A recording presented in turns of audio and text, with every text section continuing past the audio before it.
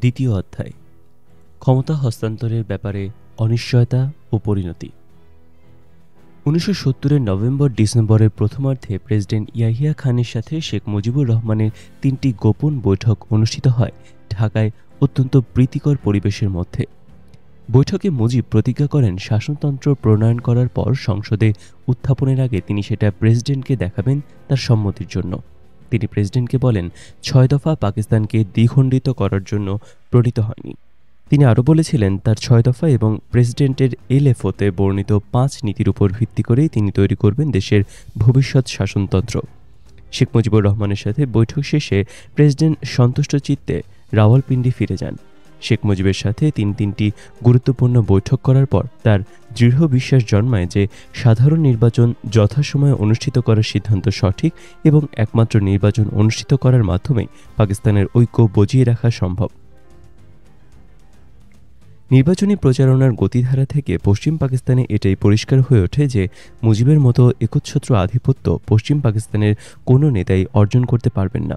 তুলনামূলকভাবে জনাব ভুট্টোর জনপ্রিয়তা বেশি হলেও জামায়াতে ইসলামী এবং অন্যান্য ইসলামপ্রিয় দলগুলো বিশেষ বিশেষ অঞ্চলে ছিল যথেষ্ট প্রভাবশালী। তাছাড়া ওয়ালি খানের ন্যাপ উত্তর পশ্চিম সীমান্ত প্রদেশ এবং বেলুচিস্তানের জনপ্রিয় দল হিসেবে প্রমাণিত। জনাব ভুট্টোর ইন্ডিয়া বিরোধী প্রচারণা পাঞ্জাবে বিশেষভাবে জনপ্রিয় হয়ে ওঠে। তাছাড়া জনাব ভুট্টো জেনারেল পীরজাদার মাধ্যমে জান্তার জেনারেল ওমর, জেনারেল গুল হাসান, জেনারেল হামিদ পীরজাদার মাধ্যমে প্রমুখের সাথে নিয়মিত গোপন যোগাযোগ রক্ষা করছিলেন। জেনারেল শের আলী জামায়াতে ইসলামী দলের একজন পরোক্ষ সমর্থকও ছিলেন। নির্বাচনী প্রচারণা যতই এগিয়ে চলে পশ্চিম পাকিস্তানের জনাব ভুট্টোর জনপ্রিয়তা ততই বাড়তে থাকে। বিশেষ করে পাঞ্জাবে ভারত বিরোধী বক্তব্য, তাসখন চুক্তির বিরোধিতা এবং অন্যান্য অঞ্চলে ইসলামিক সমাজতন্ত্রের স্লোগান জনগণকে বিশেষভাবে আকৃষ্ট করতে সমর্থ হয়। প্রেসিডেন্টের রাজনৈতিক নেতাদের সাথে আলাপের মাধ্যমে জাতীয় সমস্যার সমাধানের উদ্যোগকে জান্তার অনেক জেনারেলই নেতিবাচক দৃষ্টিতে দেখছিলেন। তারা দৃঢ় বিশ্বাস পোষণ করতেন যে আলোচনার মাধ্যমে সামরিক শাসনের দুর্বলতা প্রকাশ করা হচ্ছিল। তাদের মতে শক্ত হাতে সশস্ত্র তৎপরতার মাধ্যমে পূর্ব পাকিস্তানের কতিপয় দেশদ্রোহী রাজনৈতিক নেতৃবৃন্দকে শায়েস্তা করে ব্যবস্থা নিয়ন্ত্রণে আনা খুব একটা কষ্টকর ব্যাপার নয়। তারা মনে করতেন মুজিবসহ কিছু নেতাদের উদ্দেশ্যে এবং কার্যক্রমে জনগণ সঠিকভাবে অবগত থাকলে তারা বুঝতে পারবে যে মুজিব ও তার সহকর্মীরা দেশের অস্তিত্বের বিরুদ্ধে চক্রান্ত করছে ভারতীয় সাহায্য নিয়ে। এর ফলে নিশ্চয়ই মুজিব জনসমর্থন হারাবেন। সেক্ষেত্রে তাদের বিরুদ্ধে কঠোর ব্যবস্থা গ্রহণ করলেই পূর্ব পাকিস্তানের সব সমস্যার সমাধান হয়ে যাবে। তাদের এই ধারণা চিন্তাভাবনায় জেনারেলদের পূর্ব পাকিস্তানের তৎকালীন অবস্থার জটিলতা সম্পর্কে জ্ঞানের অভাব, রাজনৈতিক প্রজ্ঞা ও দূরদর্শিতার অভাবই প্রকাশ পায়। গণতান্ত্রিক গণপ্রতিনিধিত্বশীল সরকার প্রতিষ্ঠার জন্য গণভোটের মাধ্যমে অবাধ নির্বাচন করা তখন ছিল একান্তভাবে প্রয়োজন। পাকিস্তানের সৃষ্টি হয়েছিল একটি গণতান্ত্রিক প্রতিনিধিত্বশীল সরকার কাঠামো প্রতিষ্ঠার মাধ্যমে দেশে গণতন্ত্রের প্রচলন করার অঙ্গীকার নিয়ে। কায়েদে আজম জিন্নাহ পরিষ্কারভাবেই ঘোষণা করেছিলেন পাকিস্তান একটি গণতান্ত্রিক দেশ হিসেবেই গড়ে উঠবে, কিন্তু বাস্তবে তা হয়নি।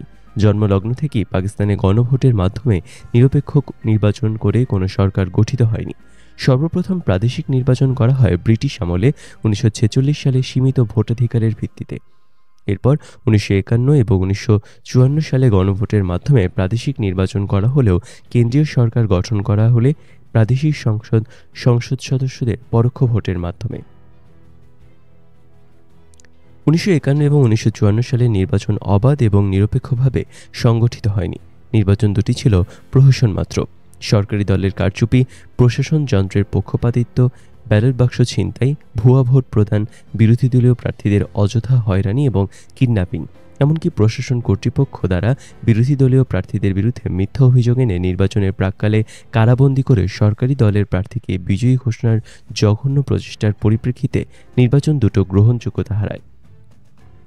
এই ধরনের অবস্থার মধ্যে 1954 সালের রাজনৈতিকভাবে অগ্রসর এবং সচেতন বাঙালিরা সরকারি দল মুসলিম লীগকে শোচনীয়ভাবে পরাজিত করে যুক্তফ্রন্টকে নির্বাচনে জয়ী করতে সক্ষম হয়। কিন্তু অচিরেই নির্বাচিত এই সরকারকে চক্রান্তের মাধ্যমে উৎখাত করে গণতন্ত্রের কবর দিয়ে 1958 সালে সামরিক শাসন জারি করা হয়। ক্ষমতায় আসীন হয়ে প্রেসিডেন্ট আইয়ুব খান বুনিয়াদী গণতন্ত্র নামে এক নতুন পন্থার উদ্ভাবন করে বেসিক ডেমোক্রেটদের পরোক্ষ ভোটের মাধ্যমে কেন্দ্রীয় সরকার গঠন করেন। পরোক্ষ ভোটের যে নির্বাচন হয় তাতে জনগণের ইচ্ছার যথার্থ প্রতিফলন ঘটে না। ফলে আইয়ুব খানের বুনিয়াদী গণতান্ত্রিক সরকারকেও গণপ্রতিনিধিত্বকারী সরকার বলে অভিহিত করা যায় না। আইয়ুব খানের বুনিয়াদী গণতান্ত্রিক সরকারের পরিপ্রেক্ষিতে প্রেসিডেন্ট ইয়াহিয়া খানের অবাধ ও নিরপেক্ষ নির্বাচন অনুষ্ঠিত করার সিদ্ধান্ত নিঃসন্দেহে ছিল একটি বলিষ্ঠ পদক্ষেপ। এই পরিপ্রেক্ষিতে নির্বাচনী এলাকা নির্ধারণের জন্য জনাব জাস্টিস সাত্তারের অধীনে 2 জন হাইকোর্ট জজ নিয়ে একটি কমিটি বানানো হয়। 2 জন সদস্যের একজন ছিলেন পূর্ব এবং আরেকজন ছিলেন পশ্চিম পাকিস্তান থেকে। ইলেকশন কমিশন কর্তৃক নতুন ভোটার লিস্ট তৈরি করে এবং নির্বাচনী এলাকা নির্ধারণ কমিটি কর্তৃক রাজনৈতিক নেতৃবৃন্দের সাথে আলোচনার মাধ্যমে নির্বাচনী এলাকা নির্ধারণ করার পদক্ষেপ জাতীয় পরিসরে অভিনন্দিত হয়। নির্বাচনের জন্য প্রেসিডেন্টের প্রশাসনিক পদক্ষেপগুলোতে জনগণ আনন্দিত হয়। সামরিক শাসন জারি করার পর সব দেশেই অবাধ রাজনৈতিক তৎপরতা বন্ধ করে দেওয়া হয়, কিন্তু জেনারেল ইয়াহিয়া খান ক্ষমতা গ্রহণ করে সামরিক আইনের পাশাপাশি রাজনৈতিক কর্মকাণ্ড পরিচালনা করার অধিকার রাজনৈতিক দলগুলোকে দিয়ে দিয়েছিলেন।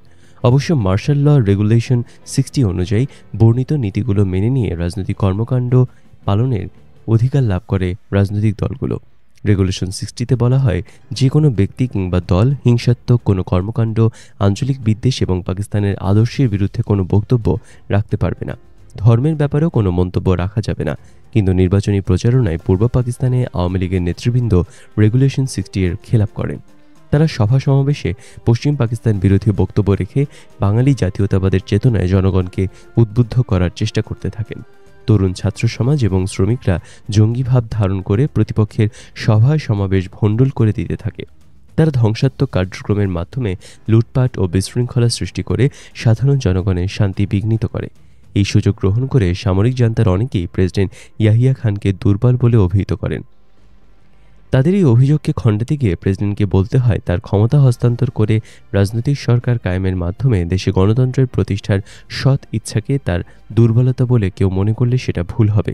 তিনি রাজনৈতিক নেতৃবৃন্দ, বিশেষ করে শেখ মুজিব এবং ভুট্টোকে অনুরোধ করেন যাতে তারা সহনশীলতার সাথে এবং শান্তিপূর্ণভাবে তাদের রাজনৈতিক কর্মকাণ্ড পরিচালনা করে এটি প্রমাণ করেন যে জাতি হিসেবে পাকিস্তানবাসীরা সত্যিকার অর্থে গণতন্ত্র মানা এবং গণতান্ত্রিক সরকার প্রতিষ্ঠার উপযুক্ত।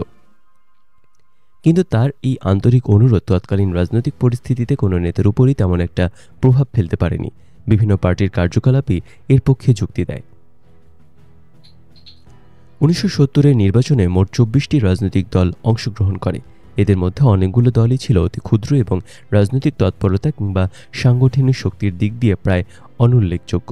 প্রতিটি পার্টিকে একটি করে নির্বাচন প্রতীক বরাদ্দ দিয়ে করা হয় ইলেকশন কমিশন থেকে। অনুন্নত দেশগুলোর বেশিরভাগ ক্ষেত্রে শিক্ষিতের হার অত্যন্ত কম বিধায় লোকজন তাদের পছন্দের রাজনৈতিক দলের নাম পড়তে পারে না বলে প্রতিটি দলের জন্য নির্বাচনী প্রতীক বরাদ্দ করা হয়। ভোটাররা প্রতীক দেখে নিজ পছন্দের দলকে ভোটদান করেন। পশ্চিম পাকিস্তানের জাতীয় পরিষদের 138টি আসনের মধ্যে মোট 840 জন দলীয় এবং স্বতন্ত্র প্রার্থী প্রতিযোগিতা করেন। পূর্ব পাকিস্তানে জাতীয় পরিষদের 162টি আসনে দলীয় এবং স্বতন্ত্র প্রার্থী হিসেবে মোট 781 জন প্রতিযোগিতা করেন। পুরনো এবং ঐতিহ্যবাহী রাজনৈতিক দল মুসলিম লীগ তখন 3 খণ্ডে বিভক্ত।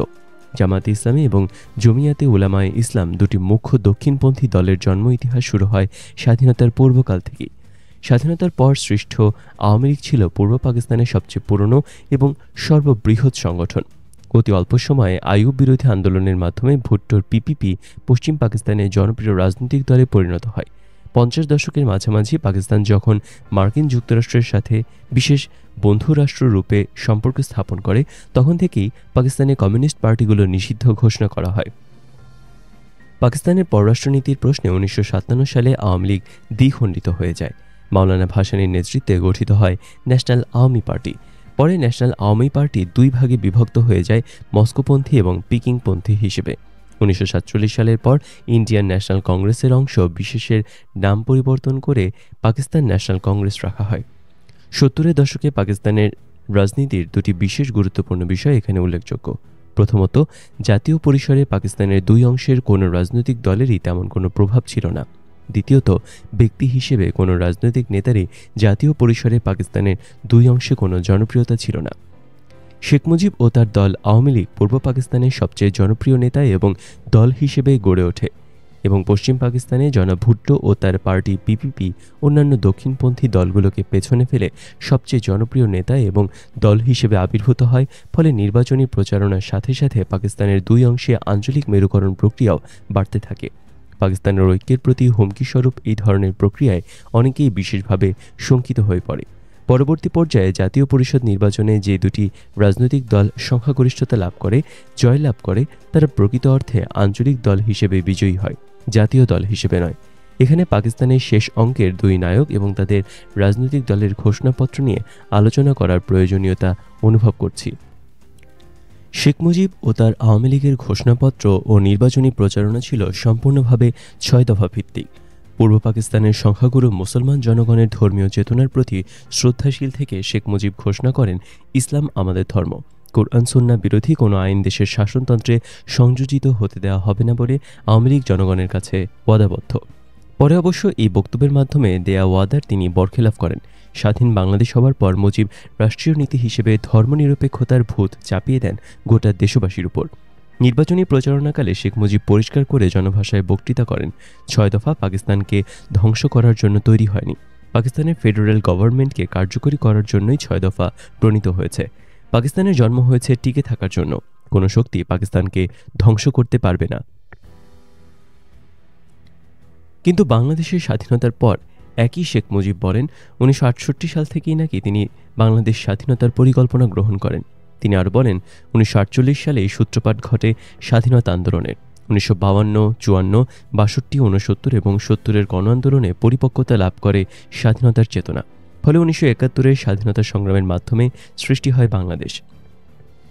মুজিব চরিত্রের দ্বৈততা পরিষ্কার হয়ে ধরা পড়ে উল্লেখিত বক্তব্যগুলো থেকে। নির্বাচনী ঘোষণাপত্রে শেখ মুজিব ঘোষণা করেন, অর্থনৈতিক বৈষম্য দূরীকরণের মাধ্যমে সামাজিক ন্যায় বিচার প্রতিষ্ঠা করে জনগণের জীবনযাত্রার মান বাড়ানো আমার ঐতিহাসিক এবং পবিত্র কর্তব্য। কিন্তু স্বাধীন বাংলাদেশের মাটিতে পা দিয়েই তিনি সরকার প্রধান হিসেবে জাতীয় নীতি হিসেবে সমাজতন্ত্রের জোয়াল তুলে দিলেন জাতির ঘাড়ে, যার কুফল আজও বয়ে চলেছে বাংলাদেশি জনগণ। শেখ মুজিবের নির্বাচনী প্রচারণার মূল বিষয়বস্তু ছিল পাকিস্তান বিরোধী বক্তব্য। দীর্ঘদিনের পশ্চিম পাকিস্তানি শাসক গোষ্ঠীর কুশাসন, বঞ্চনা ও শোষণের জাল থেকে বাঙালি জাতিকে মুক্ত করে সোনার বাংলা গড়ার স্বপ্নকে বাস্তবায়িত করার জন্য তিনি জনগণের কাছে ভোট দাবি করেন। এই সময় ইয়াহিয়া খানের মন্ত্রিপরিষদের তথ্যমন্ত্রী জনাব জি.ডব্লিউ. চৌধুরী পূর্ব পাকিস্তানের রাজনৈতিক অবস্থা বোঝার জন্য সমগ্র পূর্ব পাকিস্তানব্যাপী এক সফরসূচি গ্রহণ করেন। সব জায়গায় সফরকালে তিনি স্থানীয় প্রশাসক, জনগণের বিভিন্ন শ্রেণীর লোকজনদের সাথে আলাপ আলোচনা করে বুঝতে পারেন শেখ মুজিবের সোনার বাংলা কায়েমের আবেদন গ্রামে গঞ্জে ছড়িয়ে দিতে আওয়ামী লীগ সার্বিক প্রচেষ্টা চালাচ্ছে এবং ক্রমান্বয়ে এই আবেদন জনপ্রিয় হয়ে উঠছে। তারা স্লোগান দিচ্ছে, জয় বাংলা। এই ধরনের প্রচারণা পাকিস্তানের অস্তিত্বকে বিপন্ন করে তুলতে পারে। এইভাবে জনাব চৌধুরী প্রেসিডেন্টকে পরামর্শ দেন মুজিবকে ডেকে পরিষ্কারভাবে জিজ্ঞাসা করতে মুজিব তার 6 দফার পরিবর্তন করে পাকিস্তানের অখণ্ডতা বুঝিয়ে রাখবেন কিনা। শেখ মুজিব যদি 6 দফার প্রয়োজনীয় পরিবর্তন আনতে সম্মত হন, তবে প্রেসিডেন্টের পক্ষে উচিত হবে পূর্ব পাকিস্তানে রেফারেন্ডামের মাধ্যমে বাঙালি মুসলমানদের অভিমত নেওয়া। তারা কি পাকিস্তানের ঐক্য বজায় রেখে স্বায়ত্তশাসন চায় নাকি স্বাধীনতা চায়? এই প্রসঙ্গে জনাব চৌধুরী প্রেসিডেন্টকে আলজেরীয় সংকটের মোকাবেলায় প্রেসিডেন্ট ডিগলের সাহসী পদক্ষেপের কথাও স্মরণ করিয়ে দেন। ইতিমধ্যে মাওলানা ভাসানী ঘূর্ণিঝড়ের পরিপ্রেক্ষিতে ভোটের আগে ভাত চাই স্লোগান তুলে নির্বাচনী প্রতিযোগিতা থেকে সরে দাঁড়িয়েছেন। মস্কোপন্থী ন্যাপের স্বঘোষিত প্রফেসর মুজাফফর আহমেদের তেমন কোনো জনসমর্থন তখন পূর্ব পাকিস্তানে ছিল না। অন্যান্য বামপন্থী দলগুলো তখন শতভাগে বিভক্ত। তদুপরি জনাব আহসানের আমলে প্রশাসন বামপন্থীদের সমূলে উৎপাটন করার জন্য তাদের উপর ঝাঁপিয়ে পড়েছিল। জনাব আহসানের বাম বিদ্বেষের কারণ ছিল সিয়াটো, এর সাথে তার ব্যক্তিগত দীর্ঘদিনের সম্পর্ক।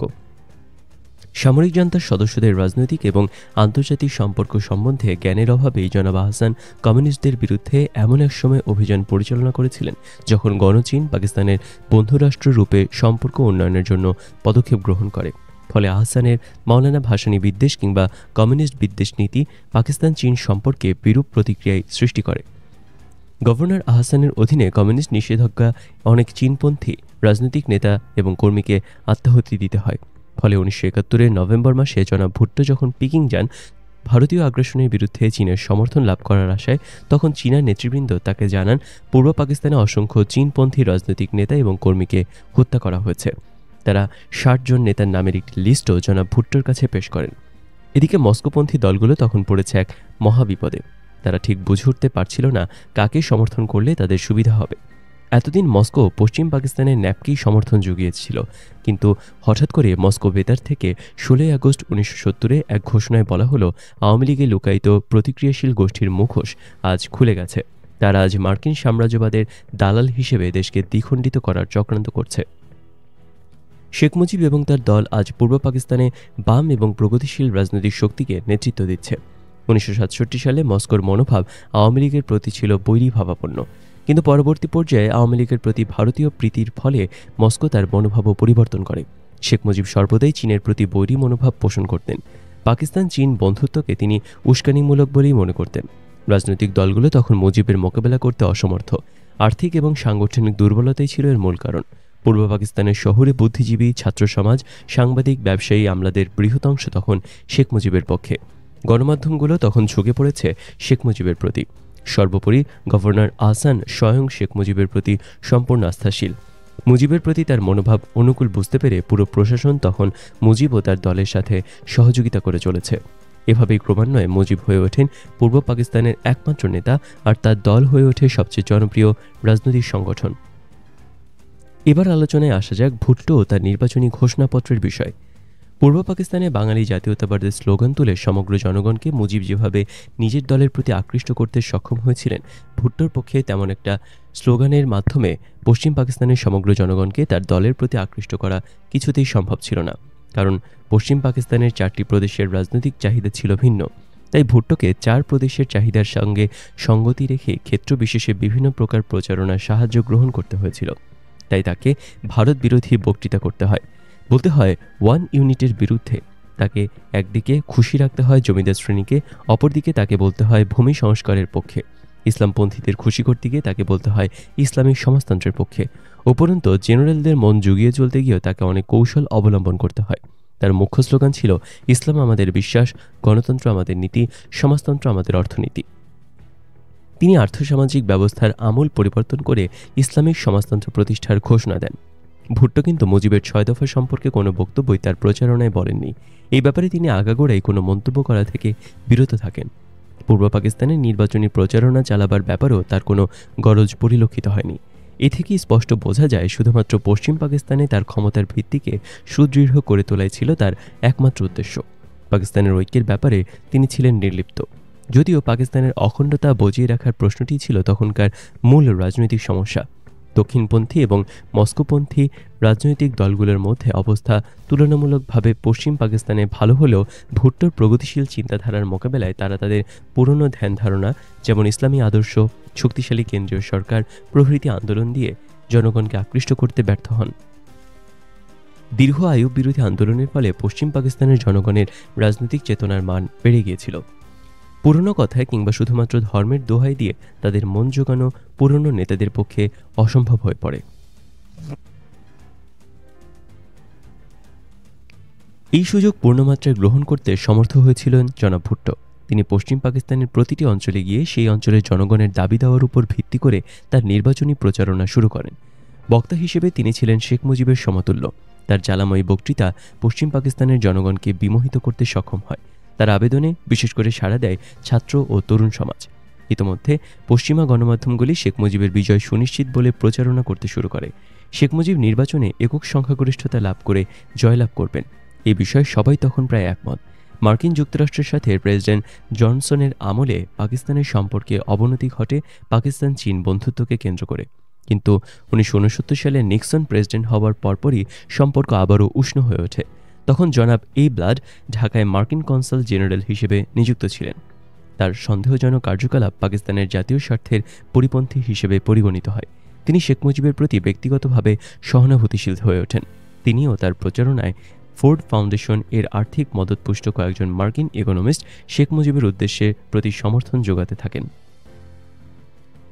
তারা গোপনে মুজিবের সাথে নিয়মিত সাক্ষাৎ করতে থাকেন। তাদের এই সাক্ষাৎকারের খবর সরকার জানতে পারে। মিস্টার আর্চার এ ব্লাডকে এই ধরনের কার্যকলাপের পরিপ্রেক্ষিতে ঢাকা থেকে সরিয়ে নেওয়া হয় এবং তৎকালীন মার্কিন রাষ্ট্রদূত জনাব ফারল্যান্ডের মুজিবের সাথে সাক্ষাৎ করে পরিষ্কারভাবে জানিয়ে দেন যে বিচ্ছিন্নতাবাদী কোনো প্রচারণার প্রচেষ্টায় যুক্তরাষ্ট্র কোনোরূপ সাহায্য কিংবা সহযোগিতা করবে না, কোনোরূপ সহানুভূতিও প্রদর্শন করা হবে না। ইতিমধ্যে 15 আগস্ট 1970 এক ঘোষণায় জাতীয় পরিষদের জন্য 7 ডিসেম্বর এবং প্রাদেশিক নির্বাচনের জন্য 17 ডিসেম্বর ধার্য করে। সরকার এই ব্যাপারেও সিদ্ধান্ত ঘোষণা করে যে রাজনৈতিক নেতৃবৃন্দকেও নিজেদের নির্বাচনী ঘোষণাপত্র ও নীতিমালার প্রচার মাধ্যমগুলো যথা রেডিও এবং টিভির মাধ্যমে প্রচারণার সুযোগ দেওয়া হবে। প্রথমবারের মতো পাকিস্তানের ইতিহাসে রাজনৈতিক নেতারা এই সুযোগ পায়। আইয়ুব আমলে কিংবা এর আগে বিরোধী দলের নেতারা এই ধরনের সুযোগ থেকে সবসময় বঞ্চিত হয়েছে। 28 অক্টোবর থেকে 19 নভেম্বর 1970 সময়কালের মধ্যে 14টি রাজনৈতিক দলের নেতারা এই সুযোগ গ্রহণ করেন। প্রচারণা শুরু করেন শেখ মুজিবুর রহমান এবং প্রচারণা শেষ হয় সিন্ধু ইউনাইটেড ফ্রন্টের নেতা জনাব GM সাইদের বক্তৃতার মাধ্যমে। সভা সমাবেশে প্রদত্ত রাজনৈতিক বক্তৃতার উপর ভিত্তি করে নেতারা তাদের বক্তব্য রাখেন। এই সময় আমি অ্যাবোটাবাদে পিটি কোর্সে ডিটেলড হয়ে এসেছি। পিটি স্কুল কাকুলে এসে পরিচয় হলো ক্যাপ্টেন রফিক, যিনি স্কুলের CI, PMA-তে প্ল্যাটুন কমান্ডার মেজর সালামের সাথে। কোর্সের সাথী হিসেবে পেলাম লেফটেন্যান্ট রফিককে। আমার চাচাতো ভাই মনিরুল ইসলাম চৌধুরী মুন্না তখন PMA-তে প্রশিক্ষণ গ্রহণ করছে। অনেকের সাথে পরিচয় হলো ক্যাপ্টেন রফিক এবং মেজর সালামের সাথে বিশেষ ঘনিষ্ঠতা গড়ে ওঠে। লেফটেন্যান্ট রফিকের সাথেও বন্ধুত্বতা গড়ে ওঠে। অবসর সময় ক্যাপ্টেন রফিকের মেসে কিংবা মেজর সালামের বাসায় জমিয়ে আড্ডা দেওয়া হয়। রাজনৈতিক প্রেক্ষাপট এবং ভবিষ্যৎ নির্বাচন নিয়ে সবাই সমভাবে উদ্গ্রীব। কি হবে, কি হতে যাচ্ছে, এই নিয়ে তুমুল আলোচনার ঝড় বয়ে যায় আমাদের আড্ডায়। ক্যাপ্টেন রফিকের ঘরে নিয়মিত শুনতাম টিভিতে প্রচারিত নেতাদের নির্বাচনী বক্তৃতা, সবাই একত্রিত হয়ে। যদিও তখন মাওলানা ভাসানী নির্বাচনের বিপক্ষে, তবুও তার বক্তব্য দেশের দুই অংশের জনগণ এবং আমরা বিশেষ মনোযোগের সাথেই শুনছিলাম। তিনিই একমাত্র নেতা যিনি বাংলা এবং উর্দুতে তার বক্তব্য রেখেছিলেন। দেশের দুই অংশে তার বক্তৃতা প্রশংসিত হয়েছিল। শেখ মুজিব এবং জনাব ভুট্টোর বক্তৃতাও আমরা গভীর উৎসাহের সাথেই শুনেছিলাম। টিভিতে জনাব ভুট্টোর উপস্থাপনা শেখ মুজিবের চেয়ে বেশি চটকদার হয়েছিল। বক্তৃতায় সব নেতারাই দেশের সব সমস্যা নিয়ে কথা বলেন। গণতন্ত্র, মানবাধিকার, অর্থনৈতিক প্রোগ্রাম, ভূমি সংস্কার নীতি, শিক্ষানীতি, পররাষ্ট্রনীতি, শাসনতন্ত্র কোনো কিছুই বাদ পড়েনি তাদের বক্তব্যে। আর্থসামাজিক অবস্থার পরিবর্তনের কথা বললেও শেখ মুজিবের বক্তব্যের প্রধান বিষয় ছিল বাঙালি জাতীয়তাবাদ এবং আঞ্চলিক বৈষম্য কেন্দ্রিক। পক্ষান্তরে ভুট্টোর মূল বক্তব্য ছিল ইসলামিক সমাজতন্ত্র, পাক ভারত সমস্যা এবং কাশ্মীর নিয়ে। দক্ষিণপন্থী দলগুলোর প্রধান বক্তব্য ছিল ইসলামিক শাসন ব্যবস্থার প্রবর্তন এবং বিদেশি মতবাদের হাত থেকে ইসলামকে বাঁচানোর আহ্বান। জনাব ওয়ালি খান আঞ্চলিক অধিকার এবং বঞ্চনার কথাই বিশেষভাবে উল্লেখ করেন তার বক্তৃতায়। মুসলিম নেতা মাওলানা ভাসানী রাজনৈতিক কিংবা শাসনতান্ত্রিক এই দুটোর কোনোটার বিষয়ে তেমন কিছু বলেননি। তার বক্তব্যের সারবস্তু ছিল মেহনতি মানুষের দাবি। সমাজের নিচু স্তরের গণমানুষের কথাই পরিষ্কার হয়ে ফুটে ওঠে তার কথায়। বেতার ও টেলিভিশনের মাধ্যমে নির্বাচনী প্রচারণার ফলে দেশব্যাপী নির্বাচনের জোয়ারের সৃষ্টি হয়। বিশেষ করে শহরের লোকজন সার্বিক নির্বাচনী অবস্থা সম্পর্কে বিস্তারিত জানতে পারে। ৩রা ডিসেম্বর ইলেকশনের 4 দিন আগে প্রেসিডেন্ট তার ভাষণে রাজনৈতিক নেতাদের প্রতি আহ্বান জানান তারা যেন সংযম এবং সহনশীলতার সাথে দেয়া নেয়ার ভিত্তিতে সরকারের গণতন্ত্র পুনঃপ্রতিষ্ঠার অঙ্গীকার বাস্তবায়িত করতে আন্তরিকভাবে সাহায্য করেন। তিনি আবারও দ্ব্যর্থহীন কণ্ঠে বলেন, সরকারের সদিচ্ছা সম্পর্কে অনেকেই সন্দিহান ছিলেন, কিন্তু সরকার তার সিদ্ধান্তে অটল আছেন এবং নির্বাচন অনুষ্ঠানের মাধ্যমে সব সন্দেহের অবসান ঘটবে। ইতোমধ্যে 27 নভেম্বর 1970 ঢাকায় এক সাংবাদিক সম্মেলনে প্রেসিডেন্ট বলেন, পূর্ব পাকিস্তানকে স্বায়ত্তশাসনের পূর্ণ অধিকার দেওয়া হবে। শুধু তাই নয়, পূর্ব পাকিস্তানের জনগণ তাদের ভাগ্য নিজেরা নিয়ন্ত্রণ করার সুযোগ পান, সেটা ব্যক্তিগতভাবেও তিনি সমর্থন করেন। তিনি আরও বলেন, পূর্ব ও পশ্চিম পাকিস্তানের মধ্যে ভৌগোলিক দূরত্বের বাস্তবতায় এভাবেই পাকিস্তানকে শক্তিশালী রাখা সম্ভব। 7 ডিসেম্বর দেশব্যাপী নির্বাচন অনুষ্ঠিত হয়।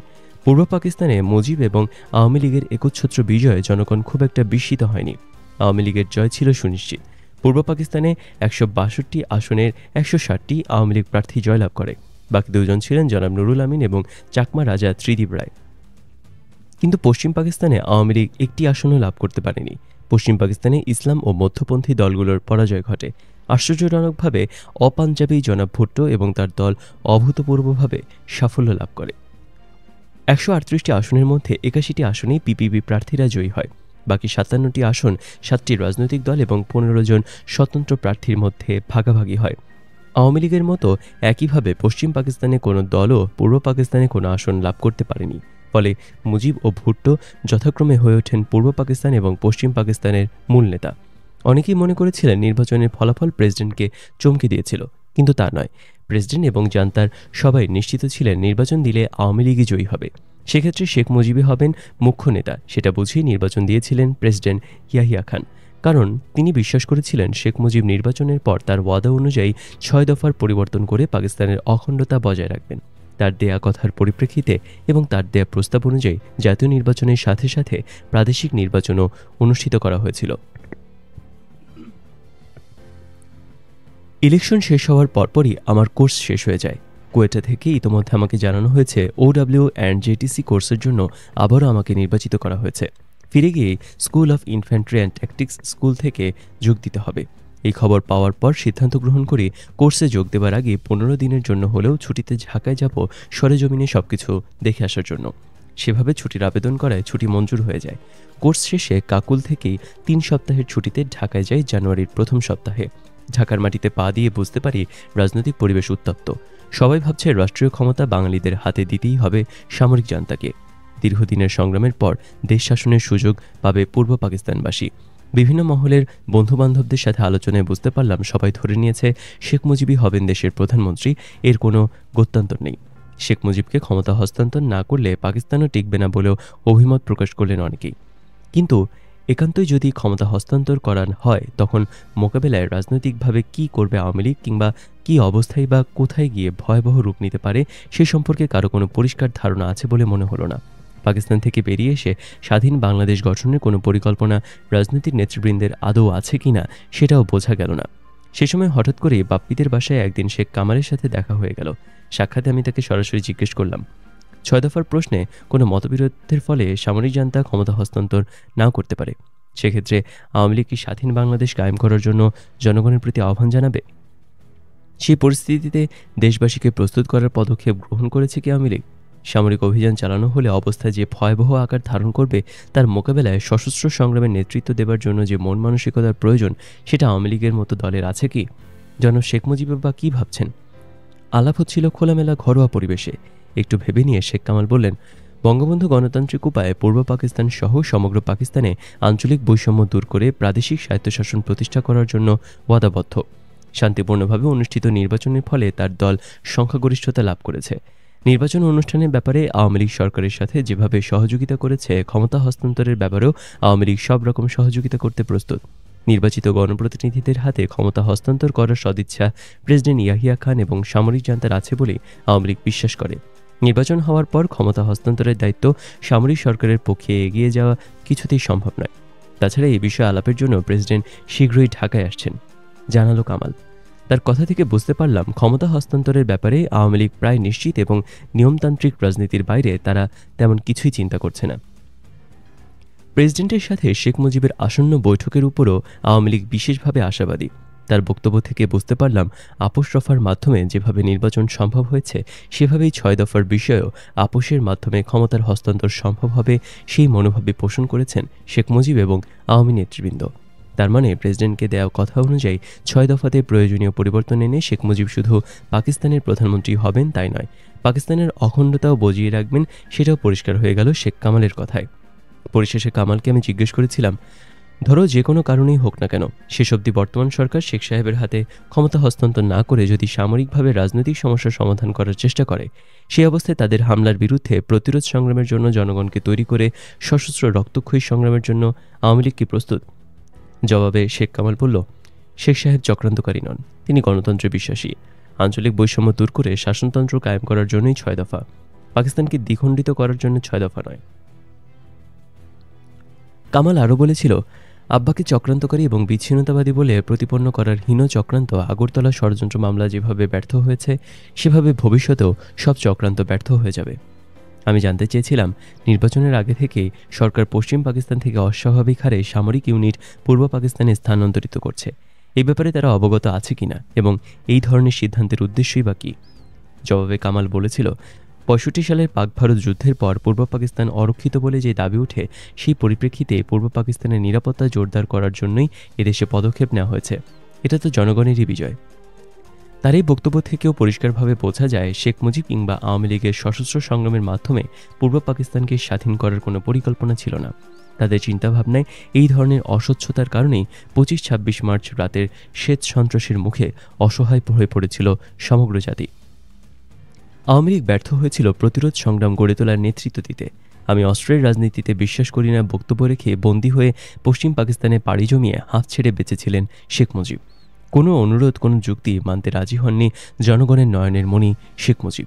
সে মুজিবই পরবর্তীকালে রাজনৈতিক ফায়দা লাভের জন্য নিজেকে স্বাধীনতার ঘোষক এবং মূল নায়ক সাজাতে এতটুকু দ্বিধা করেননি নির্লজ্জের মতো। আগরতলা ষড়যন্ত্রের আর্কিটেক্ট হিসেবে বাহবা কুড়াতেও কুণ্ঠাবোধ করেননি তিনি। মুজিব চরিত্রের এহেন সুবিধাবাদী বৈশিষ্ট্য তার পতনের জন্য অনেকাংশেই দায়ী।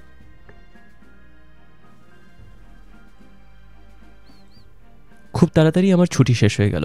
ছুটি বাড়াবার চেষ্টা ব্যর্থ হওয়ায় ভারাক্রান্ত হৃদয়ে কোয়েটায় ফিরতে বাধ্য হলাম। ফিরে আসার অল্প কয়েকদিনের মধ্যেই আমার কোর্স শুরু হয়ে গেল। স্থানীয় অফিসার হিসেবে মেসে থেকে কোর্স করব ঠিক করলাম। কোয়েটার সব বাঙালিরাই আমার ফিরে আসার প্রতীক্ষায় উদ্গ্রীব হয়েছিলেন। ফেরার পর প্রায় সবার সাথে দেশ থেকে যা বুঝে এসেছি সে বিষয়ে আলাপ হলো। আওয়ামী লীগের অস্বচ্ছ চিন্তাভাবনা এবং সরকার সম্পর্কে অযৌক্তিক আশাবাদের কথা শুনে অনেকেই হতাশ হয়ে পড়েছিলেন।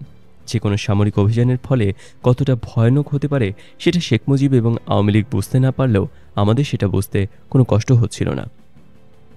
অনেকেই উদ্বিগ্ন হয়ে পড়েন, কেউ কেউ আবার শেখ কামালের মতোই আশাবাদ ব্যক্ত করেন সরকার নির্বাচিত গণপ্রতিনিধিদের হাতে নিশ্চয়ই ক্ষমতা হস্তান্তর করবে। শেখ মুজিবও তার কথা মতো ৬ দফার পরিবর্তন করে দেশের শাসনতন্ত্র প্রণয়ন করবেন। ফলে দেশ বিভক্তির হাত থেকে বেঁচে যাবে পাকিস্তান। দেশ থেকে ফিরে আসার পর মানসিক অস্থিরতা বেড়ে গেল। অস্বস্তিকর পরিবেশে আশা নিরাশা বুকে ধরে অধীর আগ্রহ নিয়ে অপেক্ষায় থাকলাম আগামী দিনের ঘটনার প্রবাহের দিকে।